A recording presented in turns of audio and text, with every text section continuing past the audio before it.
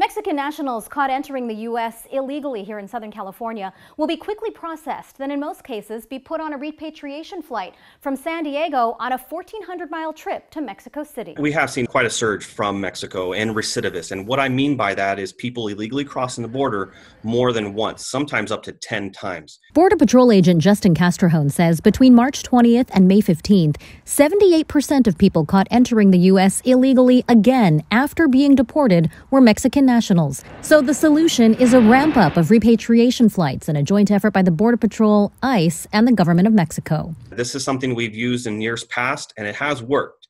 It's a very good deterrent, and it's something that we need to have in place to mitigate this pandemic. Just 1 year ago, the Border Patrol sent multiple flights filled with illegal border crossers here to San Diego to ease overcrowding in Texas facilities.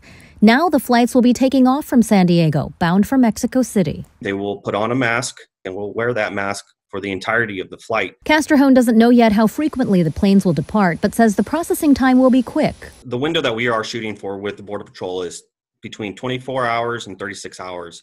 Now, that's a very short amount of time to intercept someone there at the border who has crossed the border illegally, arrange them for a flight, have a health screening. He says those who show symptoms of COVID-19 will not be allowed to fly until they are well. The agency's overall goal is to reduce the surge of people trying to cross illegally and control the spread of the coronavirus along the border. The Otay Mesa Detention Center has had one detainee die from COVID-19. 200 others have tested positive. This is a great effort to protect the men and women at the port of entry, the men and women of the Border Patrol and our contractors, and also the people that illegally cross the border every single day.